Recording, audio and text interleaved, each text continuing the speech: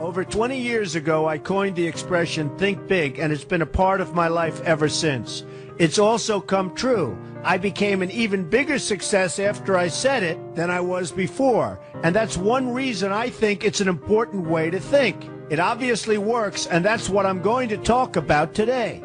What I said exactly in my first book, The Art of the Deal, is as follows. I like thinking big. I always have. To me, it's very simple. If you're going to be thinking anyway, you might as well think big. That book was a bestseller, and it's considered a business classic at this point. But I never thought those words would become bestsellers in their own right. It's an interesting point that I'm famous for two very short statements. Think big and you're fired. But let's stick to the first one for today. And I'd suggest strongly that you pay attention so that you won't have to hear the second one. Thinking big starts with the details and grows from there. Because I'm a builder, I'm very aware of the importance of having a good foundation. You can't take chances in construction. You can't be haphazard and say, well, maybe this will work, maybe it won't, so let's try it and find out. Because a lot of people will be at risk. I have to know if something will work or not. Every inch has to be accounted for. In other words, thinking big starts with being thorough. So number one, be thorough. Don't count on happenstance to get you anywhere, because it won't. Number two, get a momentum going and keep your momentum going. You have to have big ideas, but you've got to have the energy to get them done, which can sometimes take a long time. If you don't have momentum, you will not have what it takes to get the job done. Patience alone isn't enough. I have a lawyer friend who used to refer to me as the reverse tornado who builds everything in his path. I always like that because it implies a lot of energy and a lot of momentum. And that's exactly what it takes to get anything done. So keep your momentum going. Number three, stay focused. You have to stay focused. The minute you lose focus, you will also be losing your momentum. They go together, and you will accomplish a lot more, even amazing things, if you make sure you keep these two things working together for you. I've seen very talented people literally go down the drain because they couldn't seem to keep their focus long enough to get anything done. In this day of multitasking, that can be a real challenge, but it's absolutely necessary.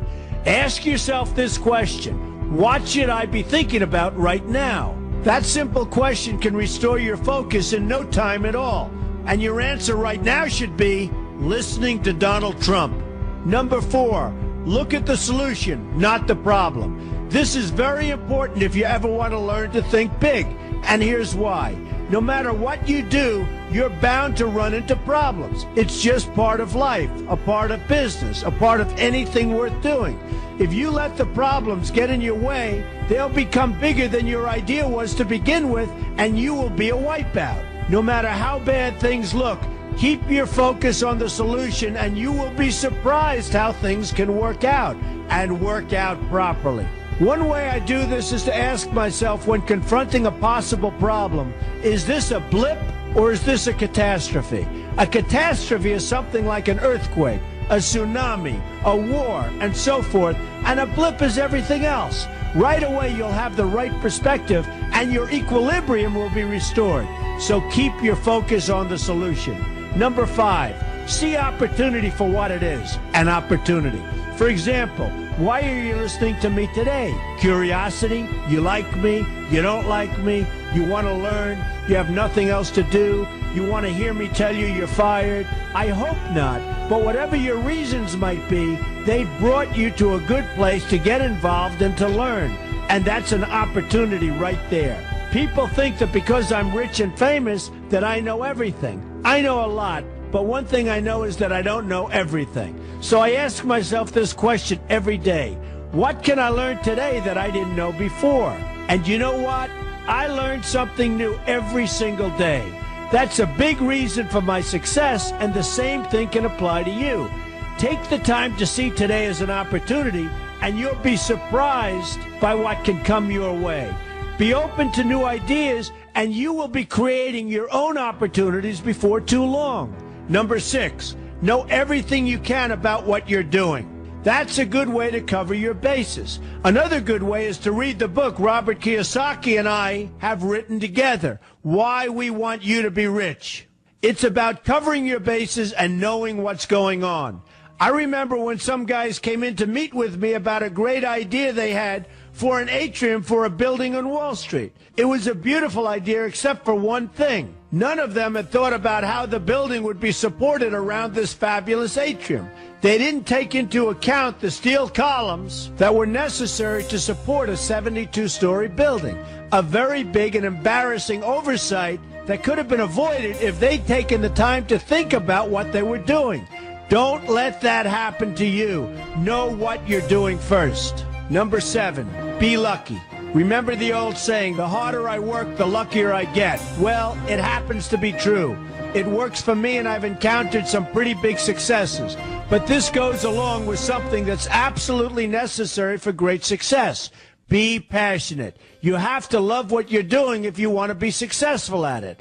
My father told me that it's absolutely true. I might work 7 days a week, but it doesn't seem like work to me because I love what I'm doing. If you don't like what you're doing, find something else to do, or do it part-time until you can find something full-time. You will never be successful, happy, or healthy unless you're doing what you love to do. That's just the way it is. So give it some thought. In fact, give it a lot of thought. For example, if you're feeling frustrated, there are 2 ways to look at the situation.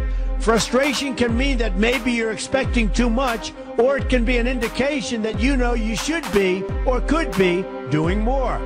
Use frustration as a motivator. Use it to get where you want to go instead of staying where you don't want to be. But above all, be passionate. That's the fast track to success, no matter what your interests are. Number 8, see yourself as victorious. That can zap negativity immediately and put a positive spin on problems. I've gotten to the point where I see problems as challenges that I'll enjoy meeting and dealing with. My point here is that no matter what you do, you will encounter problems. Why not see them as challenges instead and know that you are more capable of dealing with them? That's positive thinking with a realistic slant.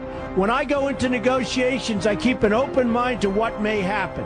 But I can tell you that there's already a done deal attitude on my part. I've already thought the process through to the extent that I know everything will be better off if they agree with what I've come up with because I've taken both sides into account.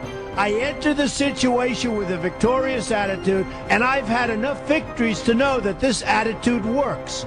Use it. Number 9, be smart. Know that you have something unique to offer because you do use the tools that are provided for you and remain open to new ideas. That's being smart. That's also where innovation comes from. Being smart means you know how to use what you've got. That doesn't mean there's nothing left to learn, but it means that you will have the ability to learn and move forward with success. And success is very important. Success is what you want. Just be successful. Believe me, you'll be happier. I know people who have had very few real advantages in life, and yet they've managed to become giant successes. They figured out how to use what they had, not to dwell on what they didn't have. I'm convinced that everyone has something useful to offer, and if you apply yourself diligently, you'll find that you have what it takes to succeed, and you're going to be a lot happier for it. Number 10, above all, never give up. Never, never, never give up. The only time you will be a failure is if you quit trying. Only losers quit. The biggest losers in the world are quitters. Winners keep on going. So whatever you do, never give up. My father always used to harp, never give up, son, never give up. Don't ever quit. I never want to see you give up or quit. Well, my father was a smart guy, and I listened to him. And remember, think big.